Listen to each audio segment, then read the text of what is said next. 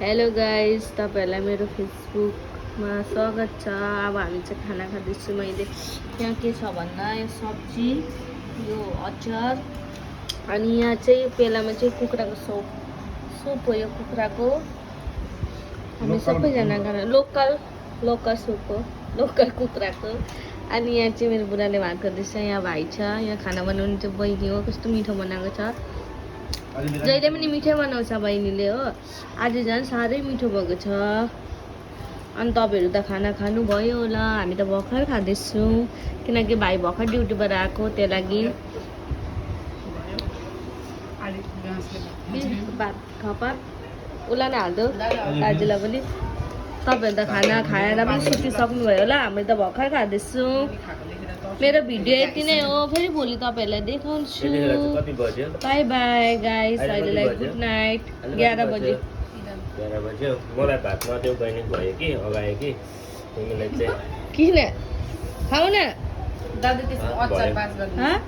यो अचार चाहिँ हाम्रो बुहारीले चाहिँ एकदमै पिना जेठाजुले हातमै दियो त, भिडियोमा देख्छ नि। के पनि हुँदैन होला। किन भन न, 11 बज्यो भनेको के तिम्रो बर्थडे हो क्या हो? मान्छेहरूको सुत्ने टाइम है, मस्त निन्द्रामा होला धेरै जस्तो मान्छेहरू चाहिँ। विशेष गरी हाम्रो निशाको च्यानलमा चाहिँ होइन, गाउँठाउँको मान्छेले हेर्छ, त्यहाँ चाहिँ मान्छेहरू यति बेला मस्त निन्द्रामा हुन्छ। हाम्रो चाहिँ टाइमिङै उल्टा छ, के गर्नु गाइस, परदेशको जिन्दगी। ड्युटीबाट आउँदा लेट हुन्छ, भर्खर खाने टाइम हुँदै अब 3 घन्टा बाद चाहिँ सुत्ने टाइम हुन्छ। बिहान पनि छिट्टै उठ्नुपर्छ, 12 बजीतिर उठिहाल्नुपर्छ। मेरो बुढी चाहिँ अलिकति गर्भवती छ कि, अनि स्पेसल सुप बनाइदिएको कुखुराको, देशी कुखुराको। उसलाई के पर्छ तिम्रो बुहारी त पर्दैन। देउरानीले बनाइदिएको। देउरानी जस्तै राम्रो बनाएछ, तर देउरानीको हात चाहिँ साँच्चै पिरो मान्नुपर्छ।